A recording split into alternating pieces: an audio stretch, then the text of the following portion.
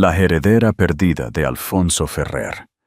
Madriguera de víboras en la Castellana. En una sala de vistas fría y estéril en los juzgados de la Plaza de Castilla, Elena Vidal estaba sola, enfrentándose a la sonrisa burlona del hombre que le había prometido un para siempre solo para desecharla como una baratija olvidada. Su exmarido, Marcos Tejada, y su carísimo abogado, el señor Velasco, la pintaban como una mujer desesperada y sin blanca, aferrándose a las migajas de un matrimonio fallido. Se mofaban de su vestido gastado, de su porte discreto y de su humilde petición de un acuerdo justo. La galería de público susurraba, y el juez Alonso parecía listo para desestimar su caso. Pero lo que nadie en esa sala sabía era que un secreto enterrado durante décadas estaba a punto de estallar. Un secreto vinculado a uno de los hombres más ricos y recluidos del mundo. Creían que estaban aplastando a una don nadie. Estaban a punto de descubrir que habían provocado a una heredera. La sala era un teatro de silenciosa crueldad, y Elena Vidal era la protagonista involuntaria de la tragedia. El aire, denso con olor a papel viejo y café rancio, le pesaba en los pulmones. Cada roce de un taco de notas, cada susurro ahogado de la galería parecía amplificar su aislamiento. Estaba sentada en la mesa del demandado, con la espalda completamente recta, una postura que había perfeccionado a lo largo de años de soportar calladas indignidades. Sus manos, fuertemente entrelazadas en el regazo, eran la única traición a la tormenta que se desataba en su interior. Al otro lado de la pulida división de madera estaba Marcos Tejada, su exmarido. No era solo un hombre, era un monumento a su propio éxito, vestido con un traje a medida que probablemente costaba más que todo el guardarropa de Elena de la última década. A su lado, su abogado, un tiburón llamado señor Velasco, exudaba un aura de confianza depredadora. Formaban un dúo formidable, susurrándose y lanzándole ocasionalmente miradas de desprecio engreído. «Señora Vidal», comenzó el señor Velasco, con la voz como un arma sedosa. «¿Está usted solicitando el 50% de los activos del señor Tejada acumulados durante sus 12 años de matrimonio? ¿Es eso correcto?» La abogada de Elena, una defensora de oficio joven, seria, pero claramente superada, Sara Jiménez, le hizo un gesto para que hablara.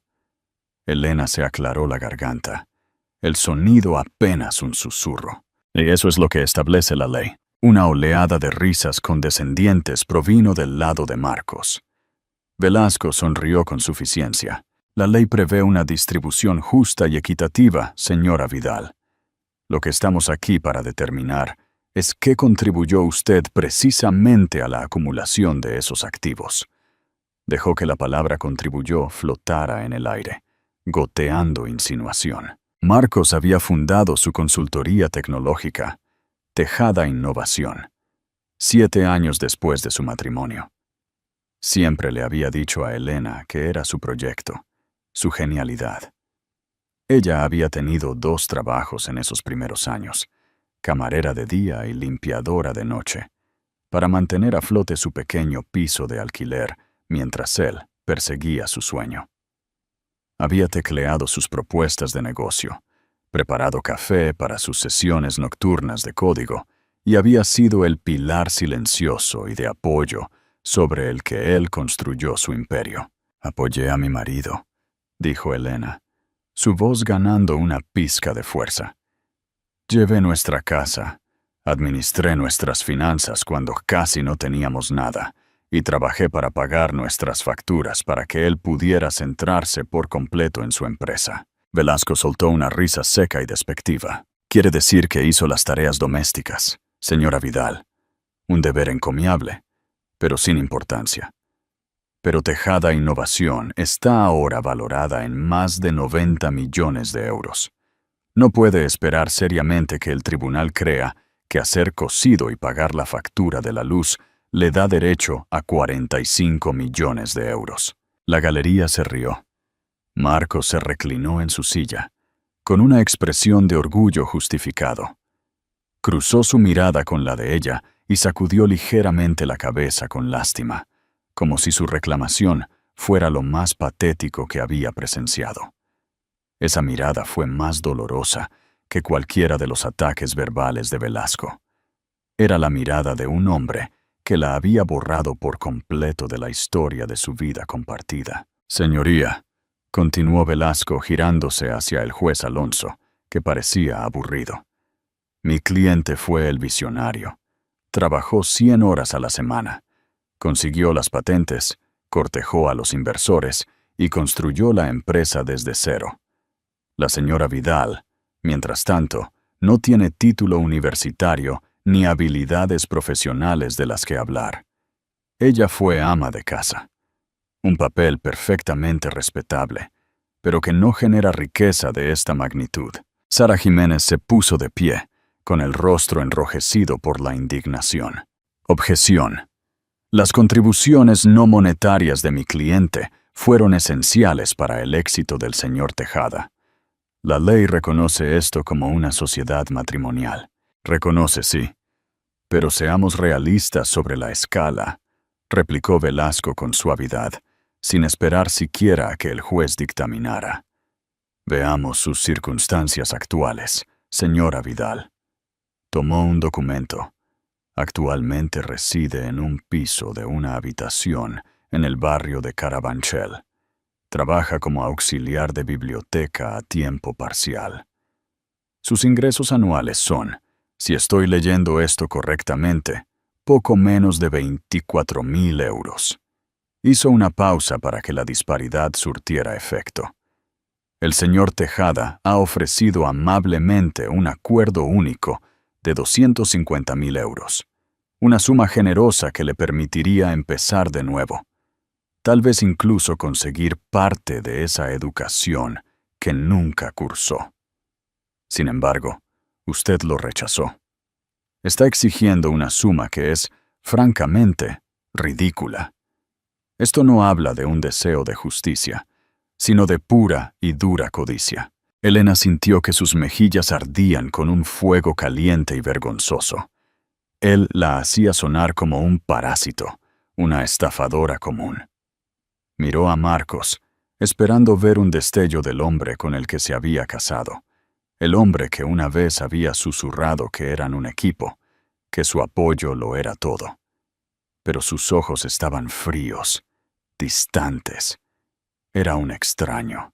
A su lado estaba sentada su nueva prometida, Isabel, una mujer joven y glamurosa, con un elegante traje de pantalón blanco, su cabello rubio perfecto, su expresión de aburrida superioridad. De vez en cuando le susurraba algo al oído a Marcos, y él sonreía. Ahora eran un equipo. Elena era solo un obstáculo que debía ser despejado. «Señora Vidal», dijo el juez Alonso, su voz teñida de impaciencia. «El señor Velasco presenta un argumento convincente. La oferta sobre la mesa parece más que justa, considerando su limitada participación en las operaciones directas del negocio. ¿Está segura de que desea continuar con esta reclamación tan ambiciosa?» Las palabras del juez eran una señal clara. Ya había tomado una decisión. Ella era la exesposa pobre que intentaba sacar provecho. Sus contribuciones eran invisibles, incuantificables y, por lo tanto, sin valor frente al reluciente patrimonio neto de 9 cifras de Marcos. El mundo pareció encogerse a su alrededor. Las paredes de la sala de vistas se cerraban. El peso de su juicio colectivo presionaba su pecho, dificultándole la respiración. La veían como pequeña, débil e insignificante. El fantasma de una vida de la que Marcos ya había pasado página. Abrió la boca para hablar, para defender los 12 años que había dedicado a su matrimonio, pero las palabras no salieron. Su garganta estaba tensa por las lágrimas de rabia y humillación no derramadas. En ese momento, mirando los rostros engreídos de Marcos y su abogado, Elena se sintió total y completamente derrotada. Cuando se convocó el receso para el almuerzo, Elena prácticamente huyó de la sala, los ecos de las burlas apenas veladas, siguiéndola por el pasillo de mármol. Encontró un banco de madera apartado en un pasillo tranquilo, el frío de la madera pulida filtrándose a través de su delgada chaqueta. Se sentía vacía, un cascarón de la mujer que alguna vez fue. Todo lo que quería era lo que era justo, lo que se le debía por sus años de sacrificio. Pero en su mundo de poder y dinero, la justicia era una mercancía que ella no podía permitirse. Sara, su abogada, la encontró unos minutos después, sosteniendo 2 tazas de café tibio de la máquina expendedora del juzgado. Se sentó junto a Elena, su juvenil optimismo visiblemente mellado. «No dejes que te afecten, Elena», dijo Sara, aunque a su voz le faltaba convicción. «Velasco es un matón. Esa es su estrategia. Hacerte sentir inútil para que aceptes su oferta ridícula». «Está funcionando», susurró Elena con la voz ronca. «Incluso el juez me mira como si fuera algo que ha raspado de su zapato. Solo necesitamos probar tu contribución. Necesitamos algo concreto. ¿Alguna vez asististe a reuniones de negocios? ¿Le ayudaste a escribir el código fuente? ¿Algo tangible?» Elena negó con la cabeza. Una nueva ola de desesperación la invadió. «No». Siempre decía que yo no lo entendería. Mantuvo esa parte de su vida separada. Dijo que era para protegerme del estrés. Ahora entendía que él no la estaba protegiendo. La estaba excluyendo, escribiéndola metódicamente fuera de su historia de éxito mucho antes de que ésta se escribiera. Mientras estaba sentada allí derrotada, su mente se desvió hacia atrás, buscando un salvavidas. Pensó en su infancia, un pasado del que rara vez hablaba. Había crecido en una serie de hogares de acogida, huérfana sin conocimiento de sus padres biológicos. Su expediente era escaso. Simplemente indicaba que su madre había fallecido en el parto y que su padre era desconocido. Era una existencia sin raíces, una que la había hecho anhelar la estabilidad que pensó haber encontrado con Marcos. Su mano se dirigió a un pequeño y sencillo medallón de plata que siempre llevaba puesto. Era lo único que tenía de su pasado, encontrado con ella cuando la dejaron en el hospital, cuando era un bebé. Era simple, sin adornos y sin valor monetario, pero era su único vínculo tangible con una historia que nunca había conocido. Lo abrió ahora, un hábito nervioso. Dentro había una diminuta fotografía descolorida en blanco y negro de una joven sonriente, su madre, asumió. En el otro lado, escondido detrás de la foto, había un minúsculo trozo de papel doblado. Había estado allí desde que podía recordar. Lo había mirado cientos de veces a lo largo de los años. Llevaba un único nombre escrito con elegancia: Alfonso Ferrer. El nombre no significaba nada para ella. Había intentado buscarlo hace años, pero Alfonso Ferrer arrojó miles de resultados. Era un callejón sin salida, un fantasma olvidado. Era solo otro misterio en una vida definida por ellos. Justo cuando estaba a punto de cerrar el medallón, un hombre con un traje gris, impecablemente cortado, se detuvo al final del pasillo. No era un abogado ni un funcionario judicial. Llevaba un maletín de cuero caro y se movía con un aire de tranquila autoridad que estaba completamente fuera de lugar en el monótono juzgado. Había estado sentado en la parte de atrás de la galería toda la mañana, observando los procedimientos con una inquietante inmovilidad. Sus ojos, agudos e inteligentes, se cruzaron con los de Elena por un instante fugaz. No había lástima en su mirada, solo una evaluación fría y calculadora. Luego se dio la vuelta y se fue. Elena no pensó en ello, desestimándolo como otro espectador más en el espectáculo público del desmoronamiento de su vida. La sesión de la tarde comenzó, y fue aún más brutal que la mañana. Velasco llamó a un analista financiero al estrado, quien desmanteló sistemáticamente cualquier derecho que Elena pudiera tener sobre el crecimiento de la empresa, presentando gráficos y cifras que la pintaban como una no entidad financiera. Entonces, en su opinión experta, concluyó Velasco, ¿cuál fue la contribución financiera directa de la señora Vidal a la valoración de 90 millones de euros de Tejada Innovación?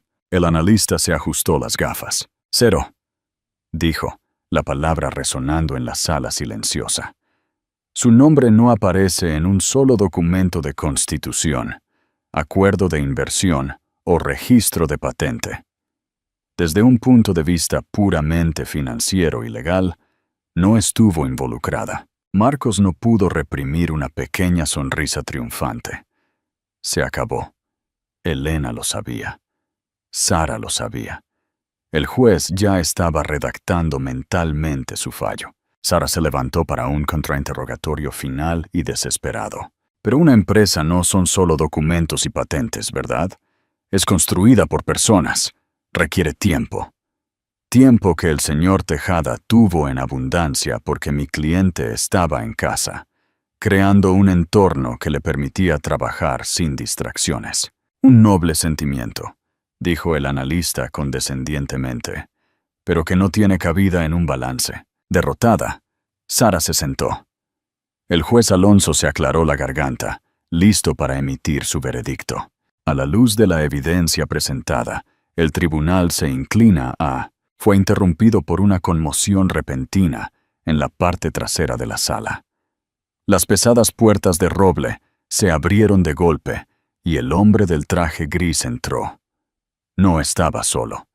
Le seguían otras 2 personas que parecían más guardaespaldas corporativos que asistentes legales. Señoría, perdone la interrupción, dijo el hombre, su voz, tranquila pero resonante, atrayendo la atención inmediata. Mi nombre es Julián Cortés. Soy asesor principal de Ferrer Global Enterprises. Estoy aquí por un asunto de extrema urgencia que concierne directamente a la demandada, la señora Elena Vidal. Un murmullo recorrió la sala. Ferrer Global Enterprises no era solo una empresa. Era un legendario conglomerado multimillonario con intereses en todos los rincones del mundo. Era propiedad del multimillonario más esquivo y poderoso del planeta, un hombre tan recluido que no había sido fotografiado en más de 30 años, Alfonso Ferrer. El corazón de Elena se detuvo. Escuchó el nombre y la sangre se le heló. Alfonso Ferrer, el nombre de su medallón.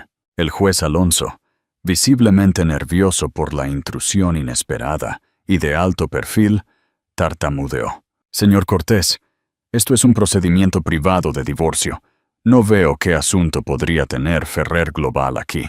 La mirada del señor Cortés fue inquebrantable. No miró al juez. Miró directamente a Elena, con una expresión extraña, casi reverente, en su rostro. Por el contrario, señoría, dijo, su voz sonando con autoridad. Creemos que los verdaderos activos de la señora Vidal han sido gravemente, y quiero decir gravemente, subestimados. Marcos y Velasco intercambiaron miradas confusas e irritadas. ¿Qué tontería era esta? ¿Algún tipo de truco? Velasco se puso de pie. Objeción, señoría. Esta es una interrupción escandalosa. Este hombre no tiene legitimidad aquí. El señor Cortés simplemente levantó una ceja. Oh, creo que sí, dijo, abriendo su maletín. Sacó un único documento grueso encuadernado en cuero. Estoy aquí para ejecutar el último testamento legalmente certificado y recientemente actualizado de mi empleador. Verá, el señor Alfonso Ferrer falleció pacíficamente mientras dormía hace 48 horas. Un jadeo colectivo llenó la sala. La muerte de Alfonso Ferrer sería noticia de primera plana en todo el mundo. Continuó el señor Cortés, su voz bajando ligeramente mientras dirigía su penetrante mirada hacia una Elena atónita y temblorosa. Nombró a una única beneficiaria de toda su herencia, de 200.000 millones de euros, una persona que ha estado buscando durante más de 30 años, su única hija. Su hija. Dio un paso deliberado hacia adelante, sosteniendo el documento. Una mujer conocida por este tribunal como Elena Vidal, pero conocida por nosotros, y por el mundo a partir de este momento, como Elena Annalise Ferrer. La sala, que había sido un murmullo bajo de susurros y roces de papel, cayó en un silencio tan profundo que era casi ensordecedor. El único sonido era el latido frenético del propio corazón de Elena, un tambor salvaje contra sus costillas. Elena Annalise Ferrer. El nombre era ajeno, una cadena de sílabas que se sentían como si pertenecieran a otra persona, alguien de una novela o una película. Sin embargo, el nombre en su medallón, el secreto que había llevado toda su vida, era Alfonso Ferrer. No podía ser una coincidencia. Era imposible. El rostro de Marcos era una máscara de absoluta incredulidad. Su boca colgaba ligeramente abierta, su postura confiada, colapsando sobre sí misma, como si su columna vertebral se hubiera convertido en gelatina. Su abogado, el señor Velasco, parecía igualmente estupefacto. Su aguda mente legal luchaba visiblemente por procesar el evento sísmico que acababa de ocurrir. Miró de la imponente figura de Julián Cortés a Elena y viceversa, como si intentara reconciliar la imagen de la mujer mansa y sin blanca en la mesa del demandado con el nombre de la heredera más poderosa del planeta. El juez Alonso, por su parte, parecía como si le hubiera caído un rayo. Miró al señor Cortés, luego al testamento encuadernado en cuero en su mano, su autoridad judicial completamente usurpada. Señor Cortés, ¿está seguro? Esto es muy irregular. Le aseguro que nuestra certeza es absoluta, señoría, respondió Cortés con frialdad, su compostura en marcado contraste con las ondas de choque que se extendían por la sala. Hemos pasado décadas e importantes recursos buscando a la señorita Ferrer. Tenemos confirmación de ADN, registros de nacimiento que fueron sellados por orden judicial y correspondencia de toda la vida del señor Ferrer a su hija perdida. La evidencia es irrefutable. Colocó el testamento en el escritorio del secretario con un golpe suave y definitivo. El último testamento de Alfonso Ferrer. Nombra a su hija, Elena Annalise Ferrer, nacida Elena Annalise Vidal, como la única heredera de su patrimonio, sus propiedades, sus empresas y toda su fortuna líquida. La transferencia de activos ya está en marcha. Elena se sintió mareada. El mundo se inclinaba sobre su eje. Su padre. Tenía un padre que la había estado buscando. Toda su vida había creído que era una nota a pie de página no deseada en la historia de otra persona. Ahora era el libro entero. El peso de esta revelación era aplastante, estimulante y aterrador a la vez. Su mente recordó cada cumpleaños solitario, cada fiesta pasada con familias de acogida, cada momento en el que había anhelado una conexión con su pasado. Había estado allí todo el tiempo, una verdad de 200.000 millones de euros, esperando ser descubierta. Fue Marcos quien rompió el silencio. Se puso de pie de un salto, su voz un chirrido ahogado e incrédulo. Esto es una locura. Es un truco. Ella no es nadie. Estuve casado con ella durante 12 años. Es una auxiliar de biblioteca. Por el amor de Dios. Ella no sabe nada de nada. Su pánico era palpable. No solo estaba perdiendo una discusión. Estaba viendo cómo se derrumbaba todo el fundamento de su realidad. La mujer que había desestimado como un ama de casa de mente simple era de repente la persona más rica que jamás había conocido. Por un factor de miles.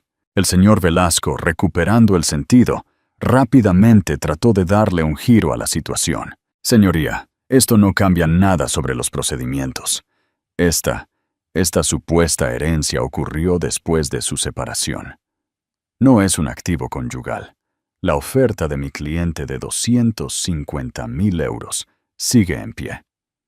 De hecho, es incluso más generosa ahora, ya que la señorita Vidal claramente ya no la necesita. Estaba tratando de salvar la situación, de enmarcarlo como una victoria, pero su voz era tensa.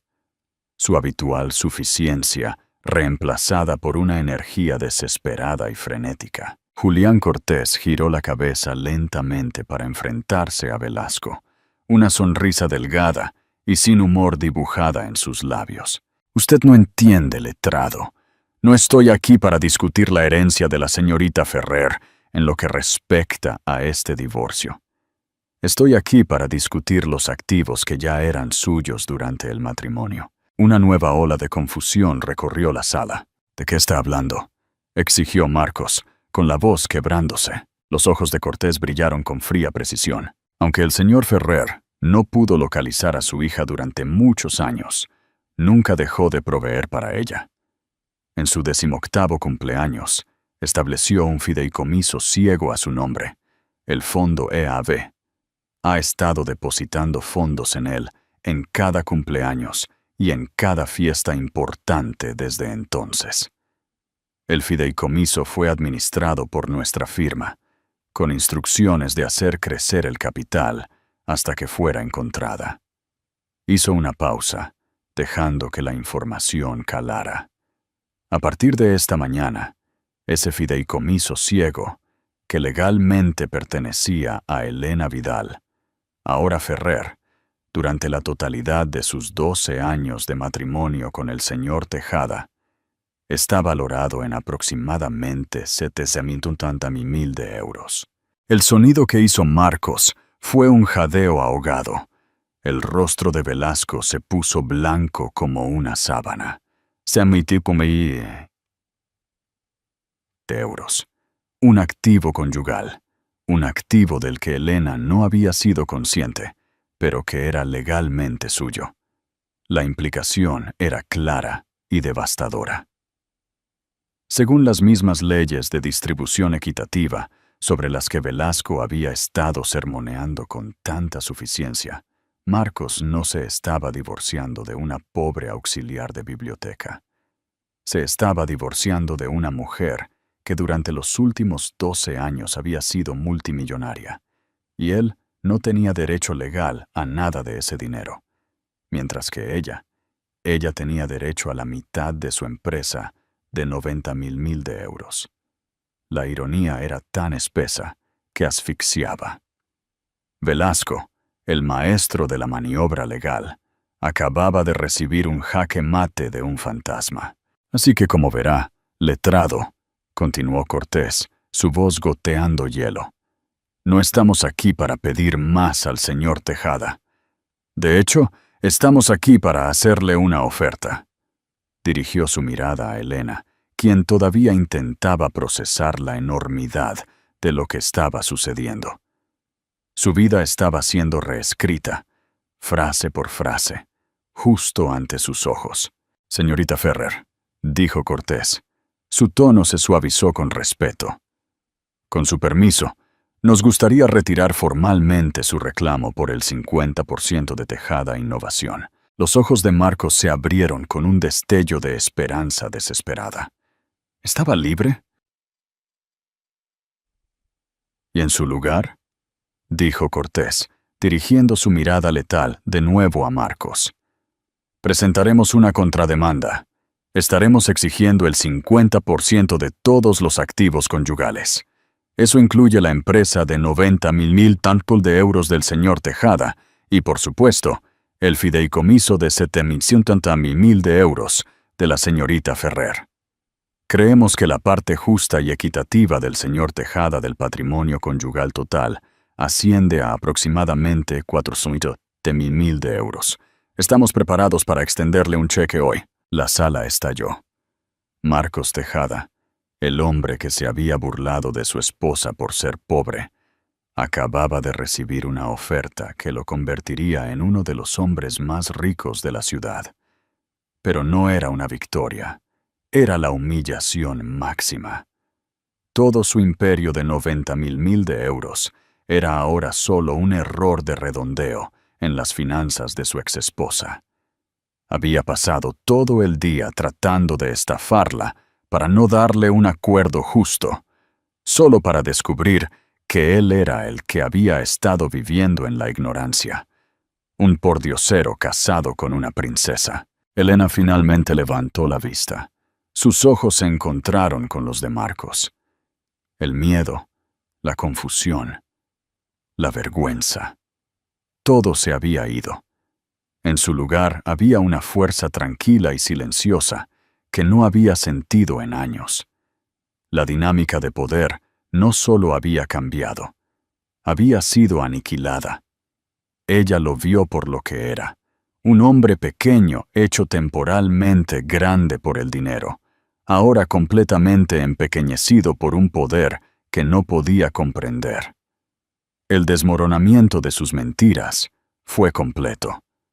El desmoronamiento de su nueva vida acababa de comenzar. Las consecuencias inmediatas en la sala de vistas fueron caóticas. Los periodistas que habían estado cubriendo perezosamente lo que asumían que era un divorcio amargo y rutinario, ahora se apresuraban, sus teléfonos pegados a las orejas, mientras ladraban los titulares increíbles a sus editores. La muerte de Alfonso Ferrer fue una historia monumental. El descubrimiento de su heredera secreta en un juzgado de divorcios provincial era el tipo de giro sensacionalista que dominaría el ciclo de noticias durante semanas. El juez Alonso, con un aspecto completamente abrumado, suspendió apresuradamente los procedimientos del día, citando las circunstancias extraordinarias e imprevistas.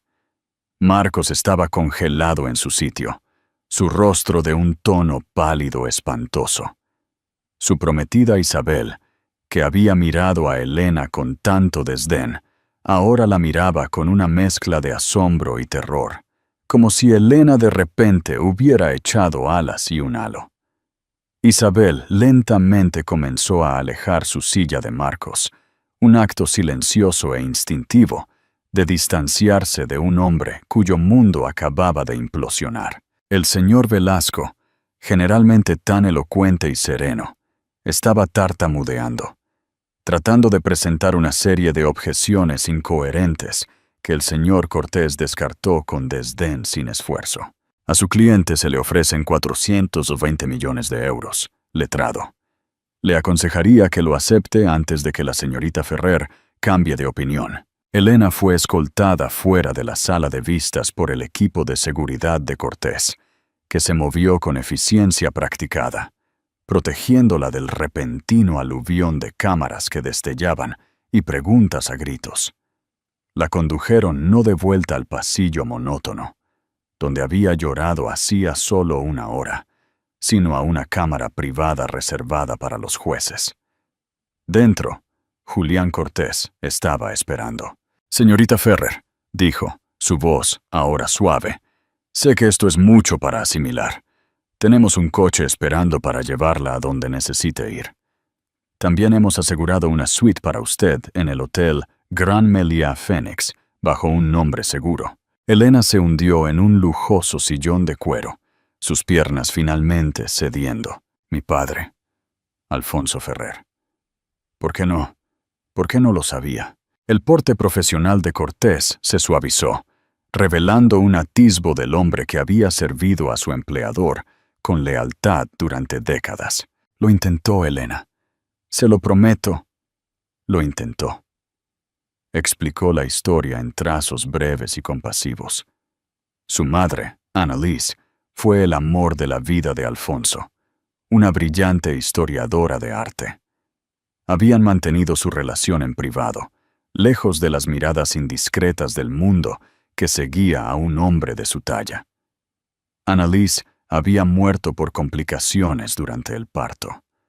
En su dolor, Alfonso había sido traicionado. Un pariente lejano y celoso, al que se le había confiado el cuidado del bebé mientras él hacía los arreglos funerarios, había entregado maliciosamente a la pequeña Elena al sistema estatal, diciéndole a Alfonso que la niña también había fallecido. Creyó que usted se había ido durante 5 años, dijo Cortés, su voz pesada con el peso de la vieja tragedia. No fue hasta que el pariente hizo una confesión en el lecho de muerte que Alfonso se enteró de la verdad. Usted estaba viva, pero se había perdido en el sistema de acogida. Su nombre había cambiado. La ha estado buscando desde entonces. Invirtió miles de millones en la búsqueda, contratando a los mejores investigadores del mundo. Pero usted se había mudado tantas veces y los registros de esa época eran imperfectos. Estuvimos cerca varias veces, pero siempre llegábamos un paso tarde. Las lágrimas corrían por el rostro de Elena, no de tristeza, sino de una profunda y estremecedora sensación de conexión. Ella no fue un accidente o un inconveniente. Fue amada. Había sido buscada. Finalmente la encontramos hace 3 meses, continuó Cortés. Confirmamos que era usted. El señor Ferrer estaba radiante de alegría. Estaba planeando cómo acercarse a usted, cómo explicarlo todo. No quería asustarla. Estaba terminalmente enfermo, Elena. Lo había estado durante algún tiempo. Estaba tratando de aguantar lo suficiente para conocerla en persona. La voz de Cortés se quebró ligeramente. Lo siento mucho. Su mayor arrepentimiento fue que se quedó sin tiempo. Mientras tanto, de vuelta en la ahora vacía sala de vistas, Marcos finalmente salió de su trance. El shock estaba desapareciendo, reemplazado por una rabia venenosa y enloquecedora. Ella lo sabía. Siseó a Velasco, su voz baja y peligrosa. Todo ese teatro, la bibliotecaria tímida, la víctima. Ella lo sabía todo el tiempo. Me estaba utilizando. Marcos, eso es imposible, razonó Velasco, aunque estaba sudando a través de su costosa camisa. Cortés dijo que solo la encontraron hace 3 meses. Ni siquiera la habían contactado todavía. Parecía tan choqueada como nosotros. No seas ingenuo, escupió Marcos, con el rostro contorsionado. Esto es una trampa. Esta es su venganza, hacerme parecer un tonto, poniendo ese dinero delante de mí. 400 millones de euros.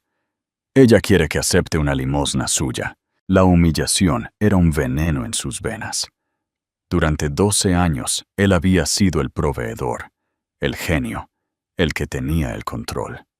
Había construido su identidad sobre la base de su superioridad sobre ella.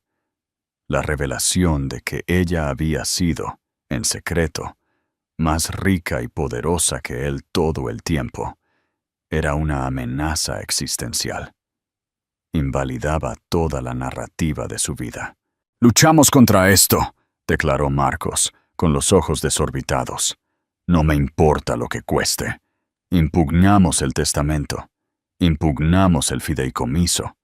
Alegamos que ella ocultó activos, fraude, algo. Velasco miró a su cliente como si hubiera perdido la cabeza. Marcos, no tienes fundamentos. Seríamos el hazmerreír del tribunal. Tienen pruebas de ADN. Son Ferrer Global. Su equipo legal podría comprar y vender toda nuestra firma antes del desayuno. Se le acaba de ofrecer una suma de dinero que le cambiaría la vida. Acepta la victoria. ¡No es una victoria!, rugió Marcos, golpeando la mesa con el puño. ¡Es una vergüenza! Construí una empresa de 90 millones de euros con mis propias manos.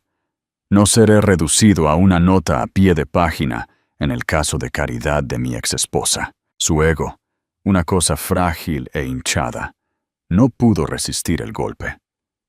No podía aceptar la realidad de que su éxito, que había guardado con tanto celo, era ahora insignificante. El resentimiento estaba echando raíces, una cosa oscura y retorcida. No se limitaría a tomar el dinero y marcharse. Intentaría derribarla. No podía soportar la idea de que Elena Vidal, la mujer que había desechado, ahora lo mirara desde una altura inimaginable. Demostraría que ella no era digna. La expondría como un fraude, incluso si eso significaba destruirse a sí mismo en el proceso. Su orgullo, lo mismo que lo había llevado al éxito, lo estaba conduciendo ahora por un camino de autodestrucción. Se había burlado de ella por su pobreza. Ahora la odiaría por su riqueza. Los días que siguieron fueron un borrón para Elena. Ya no era solo Elena Vidal. Era un titular. La cenicienta multimillonaria, la heredera secreta, la mujer más rica de la que nunca habías oído hablar. Los paparazzi estaban acampados frente al hotel Gran Meliá Phoenix. Todos los canales de noticias publicaron perfiles especulativos, tratando de reconstruir la vida de la mujer que había heredado el mundo. Julián Cortés y su equipo actuaron como un escudo impenetrable. Manejaron a la prensa, gestionaron la logística y comenzaron la tarea monumental de guiar a Elena a través del imperio que ahora era suyo. La escala era incomprensible. Ferrer Global no era solo una empresa, era una entidad soberana. Tenía divisiones en tecnología, energía renovable, productos farmacéuticos y transporte marítimo global. Empleaba a más de 500,000 de personas en todo el mundo. Elena se sentó en reuniones en una extensa suite en el ático que servía como centro de mando temporal. Miembros de la junta directiva, jefes de división y asesores financieros, todos figuras poderosas e intimidantes por derecho propio, volaron de todo el mundo para conocer a su nueva dueña. Hablaban en un lenguaje de adquisiciones, capitalización de mercado y compras apalancadas que le era completamente ajeno.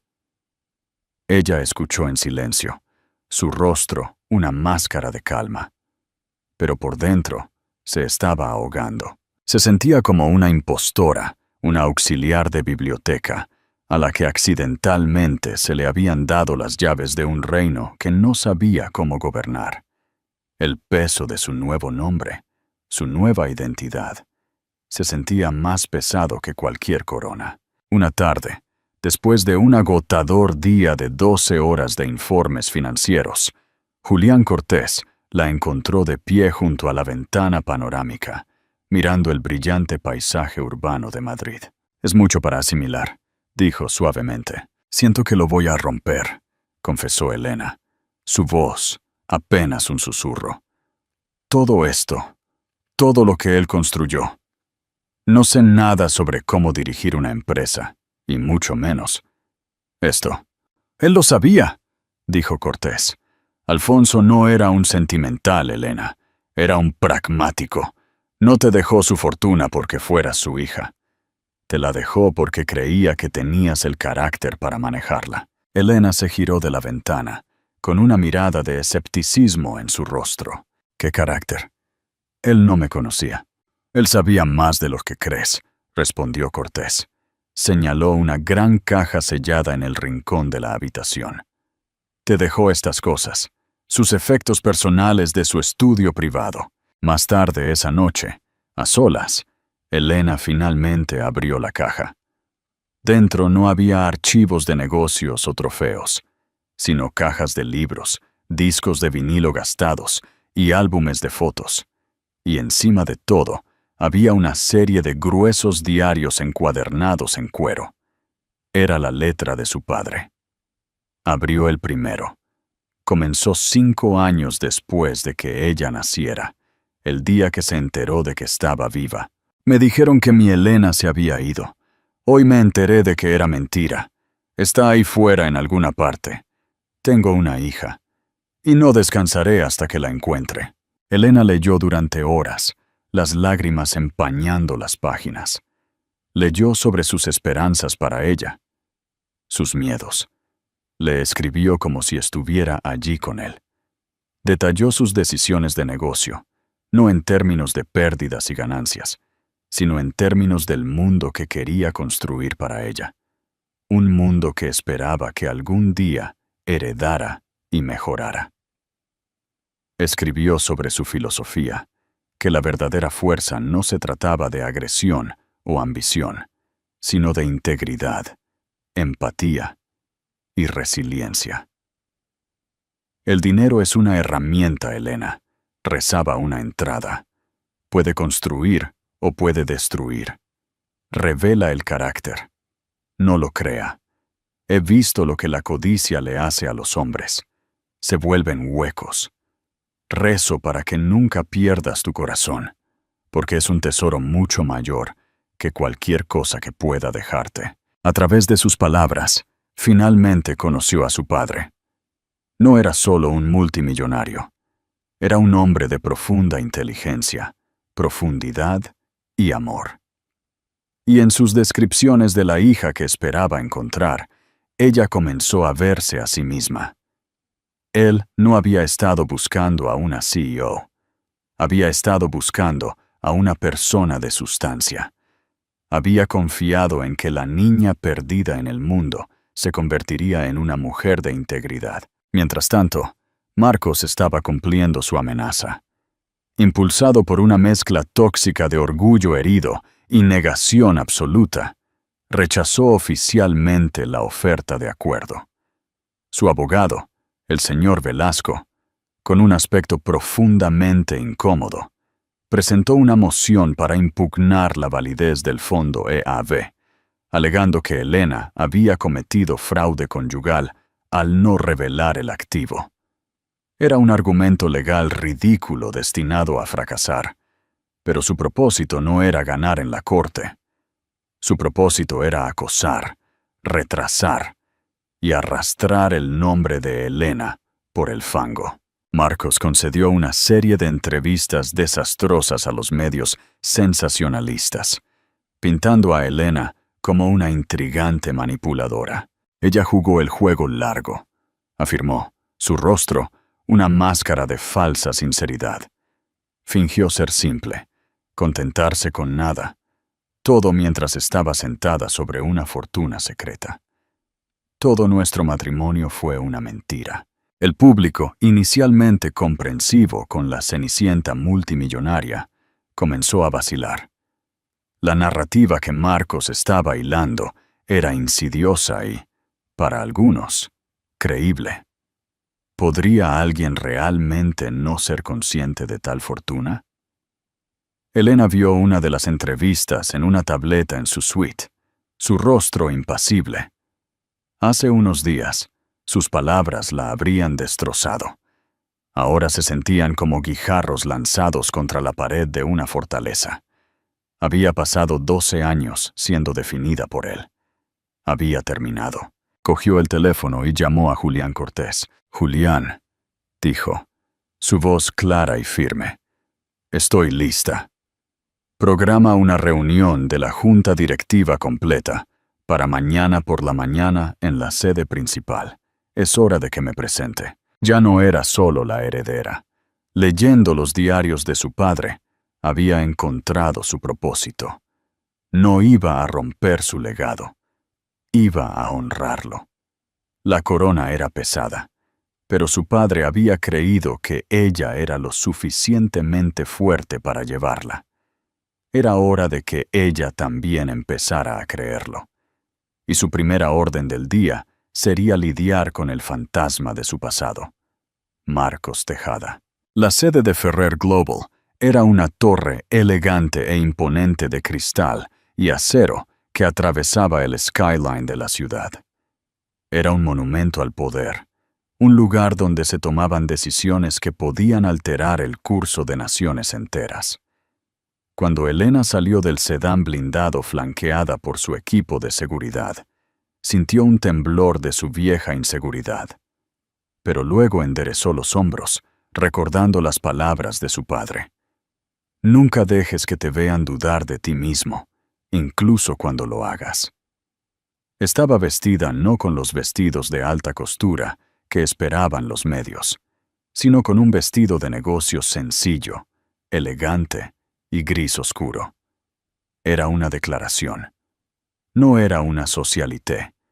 No era una celebridad. Estaba aquí para trabajar. La sala de juntas estaba en el piso superior, un espacio cavernoso, con una mesa con capacidad para 40 personas. Toda la junta ejecutiva estaba reunida, una colección de las mentes más brillantes y despiadadas del mundo corporativo. La observaron con una intensidad de halcón mientras entraba. Julián Cortés a su lado. La estaban evaluando, midiéndola, preguntándose si el imperio que Alfonso Ferrer había construido estaba ahora en manos de una aficionada débil y no cualificada. Elena caminó hacia la cabecera de la mesa, a la silla que había sido de su padre. No se sentó. Se puso de pie, sus manos descansando ligeramente en el respaldo de la silla, y miró a cada miembro de la junta a los ojos. «Buenos días», comenzó. Su voz tranquila y mesurada, amplificada ligeramente por la acústica oculta de la sala. «Mi nombre es Elena Ferrer. Sé que muchos de ustedes tienen preguntas. Han dedicado sus carreras a esta empresa, a mi padre. Se preguntan sobre el futuro, sobre mí». Hizo una pausa, dejando que el silencio se instalara. «Yo no pedí esto. No esperaba esto. No soy mi padre. No tengo su experiencia o su genio singular. No pretenderé tenerlo. Durante los últimos 12 años fui esposa, ama de casa y auxiliar de biblioteca. Mi vida era pequeña y en su mayor parte estaba contenta con eso». Algunos de los miembros de la junta intercambiaron miradas incómodas. Este no era el discurso de visionaria segura que esperaban. «Pero en la última semana», continuó Elena, su voz ganando un nuevo filo de acero, «he estado leyendo los diarios de mi padre. He aprendido sobre el hombre que fue, no solo el titán de la industria que ustedes conocieron. He aprendido sobre sus principios.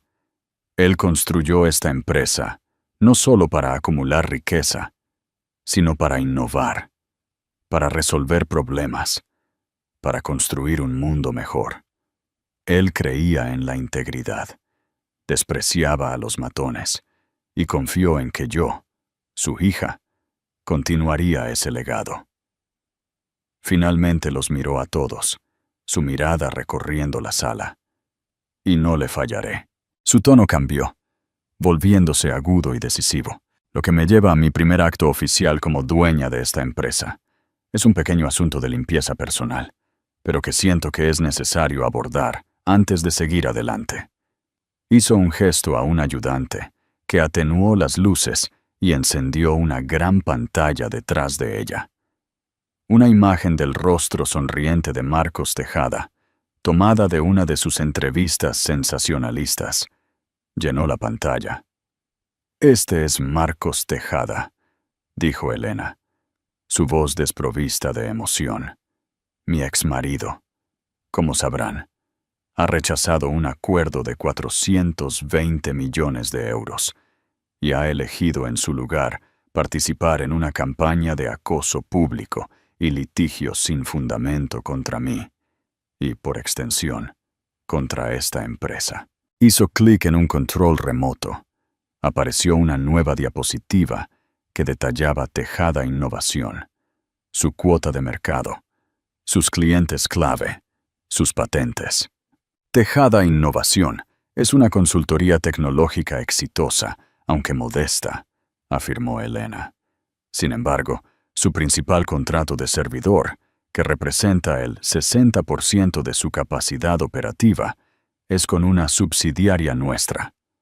Además, su cliente más grande, el grupo Sterling Reed, depende de una red de logística propiedad y operada por Ferrer Global Shipping, y su patente más valiosa fue desarrollada utilizando un algoritmo fundamental que, sin que el señor Tejada lo supiera, fue licenciado de una incubadora de tecnología de Ferrer Global hace 10 años, una licencia que está lista para ser renovada el próximo mes. Los miembros de la Junta comenzaron a murmurar. Estaban empezando a entender. El alcance de Alfonso Ferrer era tan vasto que era casi imposible hacer negocios en cualquier sector sin, en algún nivel, hacer negocios con él. Marcos, en su arrogancia, no tenía idea de que los cimientos mismos de su empresa estaban apuntalados por el imperio de la mujer que estaba tratando de destruir. El señor Tejada cree que es una historia de éxito independiente, dijo Elena, su voz ahora fría como el hielo. Se equivoca. Es un inquilino en una casa que cree que posee, y yo... Hizo una pausa, dejando que las palabras flotaran en el aire. Soy la arrendadora. Apagó la pantalla. Julián, por favor, informa a nuestro equipo legal de lo siguiente. Con efecto inmediato, rescindimos el contrato de servidor con Tejada Innovación, citando el incumplimiento de una cláusula de ética de socios recién invocada. Segundo, informa al grupo Sterling Reed que debido a una reorganización estratégica, sus costes de logística a través de nuestra red aumentarán en un 300%, a menos que elijan asociarse con uno de nuestros consultores tecnológicos preferidos.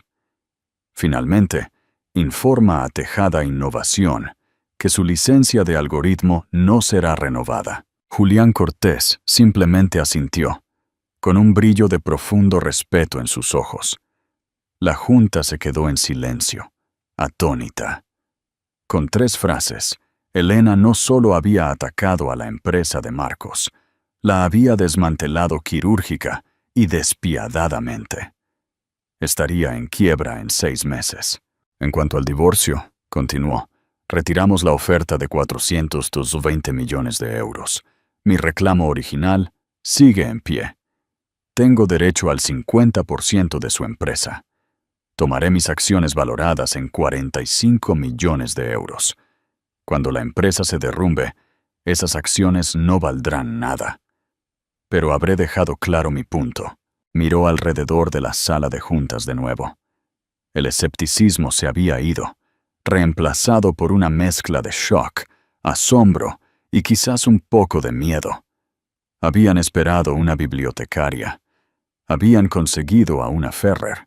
Mi padre despreciaba a los matones, repitió, su voz ahora suave, pero con un peso inmenso. Me enseñó a través de sus palabras que el poder no debe usarse para la venganza personal, pero debe usarse para proteger lo que es tuyo y para terminar decisivamente con las amenazas. El señor Tejada es una amenaza. Hoy esa amenaza ha terminado. ¿Ahora?, dijo, finalmente tomando asiento a la cabecera de la mesa. Hablemos del futuro de la división de energía renovable de Ferrer Global. Ella era la arquitecta de sus propias consecuencias, ya no la víctima de ellas. No solo llevaba la corona, estaba empuñando el cetro. Y el mundo estaba a punto de ver lo que Elena Ferrer realmente podía hacer. La noticia del inminente colapso de Tejada Innovación golpeó al mundo financiero como un maremoto. Sucedió con una velocidad asombrosa. Primero se anunció la rescisión del contrato de servidor, un golpe devastador que provocó el pánico entre los otros clientes de Marcos. Luego llegó la noticia de la subida de precios de la logística, lo que hizo que su cliente más grande, Sterling Reed, cortara públicamente los lazos en cuestión de horas. El último clavo en el ataúd fue la no renovación de la licencia del algoritmo, lo que dejó obsoleto el producto principal de su empresa. Marcos estaba apoplético. Estaba arruinado. Su empresa de 90 millones de euros, toda la fuente de su orgullo e identidad, se había reducido a cenizas en menos de 24 horas. Intentó defenderse, gritando a los medios sobre sabotaje corporativo y prácticas desleales. Pero nadie escuchaba. Se había metido en una pelea con Ferrer Global, y el resultado era tan predecible como la salida del sol por el este. Había sido una mosca golpeando a un gigante, y el gigante finalmente había devuelto el golpe. Su prometida Isabel vio el destino. La vida glamurosa que Marcos le había prometido se había desvanecido. Se había ido al final de la semana, dejando una breve nota y un anillo de compromiso caro en la encimera de mármol de su ático, ahora muy hipotecado. El señor Velasco, con su propia reputación hecha jirones por haber aconsejado a Marcos un curso de acción tan suicida, se retiró formalmente del caso. Marcos se quedó con un abogado de segunda fila que le aconsejó que tomara lo que pudiera conseguir. La fecha final en el tribunal fue un marcado contraste con la primera. La sala estaba repleta no de espectadores aburridos, sino de serios periodistas financieros. Elena llegó en silencio, flanqueada por Julián Cortés. Llevaba un sencillo vestido de color crema, con un aspecto sereno y compuesto. Marcos ya estaba allí, una versión encogida y demacrada de su antiguo yo. Su traje a medida estaba arrugado, su rostro sin afeitar, y sus ojos estaban llenos de un odio derrotado y vacío. Miró a Elena, pero no quedaba fuego en él, solo las brasas frías de su propia arrogancia. Los procedimientos fueron breves. El nuevo abogado de Marcos aceptó dócilmente el reclamo original de Elena, el 50% de los activos de Tejada Innovación. El juez, que ahora mostraba a Elena un nivel de deferencia casi cómico, aprobó rápidamente el acuerdo. Un analista financiero presentó la valoración actual de la empresa. Después de los contratos cancelados y la pérdida de propiedad intelectual, la empresa se estaba ahogando en deudas. Su valor neto era de 3 millones de euros negativos. La participación del 50% de Elena era una deuda de 1,5 millones de euros. Su abogada, una socia principal del equipo legal de Ferrer Global, se puso de pie esta vez. Señoría, mi cliente, la señorita Ferrer, en una muestra de buena fe y un deseo de cerrar este capítulo, ha decidido condonar generosamente la mitad de la deuda del señor Tejada. Fue el golpe final, más silencioso y devastador. No solo estaba tomando su empresa, lo estaba absolviendo de la deuda, un acto de caridad que subrayaba el abismo infinito que ahora se abría entre ellos. No fue un acto de bondad, sino un gesto final y despectivo de poder. Lo estaba dando por perdido, no solo como marido, sino como una anotación en un balance. Después de que cayó el mazo, Elena se puso de pie y salió de la sala de vistas sin mirar atrás. Marcos permaneció sentado, un hombre roto que se quedó con nada más que la humillación pública que él mismo se había buscado. Elena no regresó a la suite del ático del hotel. En su lugar, le pidió a su chofer que la llevara a un lugar que no había visitado en años, la pequeña y destartalada biblioteca pública donde solía trabajar. Caminó por los pasillos familiares, el olor a libros viejos, un bálsamo reconfortante. Pasó los dedos por los lomos gastados, recordando la tranquilidad que había encontrado en este lugar, un santuario de su matrimonio infeliz. Se dio cuenta entonces de que su vida anterior no había sido una debilidad. Su naturaleza tranquila, su amor por los libros, su capacidad para aguantar. Estos no eran defectos de los que burlarse. Eran la fuente de su fuerza. Fue en los momentos de tranquilidad donde se forjó su carácter, el carácter en el que su padre había confiado. Marcos, con todo su ruido y fanfarronería, era el débil. Su fuerza era prestada del dinero y el estatus.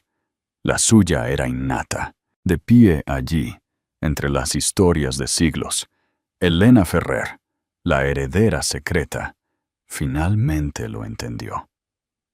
No había heredado una fortuna. Había heredado una responsabilidad.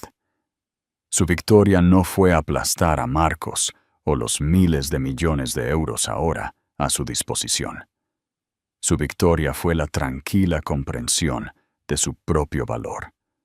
Un valor que había estado allí todo el tiempo, escondido a plena vista, esperando a que ella finalmente lo reclamara. Su nueva vida no se trataba del dinero o el poder. Se trataba de honrar a un padre que nunca había conocido convirtiéndose en la mujer que él siempre creyó que era.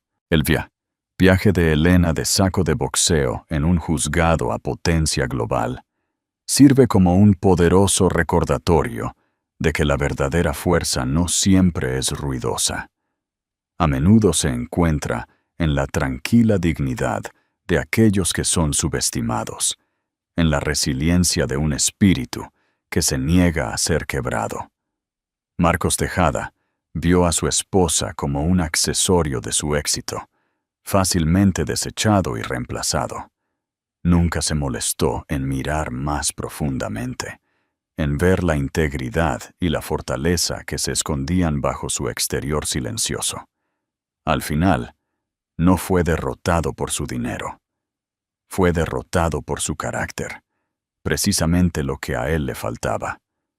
Su historia es un testimonio de la idea de que nuestro pasado no define nuestro futuro, y que a veces los cambios más profundos en la vida no provienen de lo que buscamos, sino de quienes somos realmente. Pregunta al público, ¿qué pensó de la decisión final de Elena?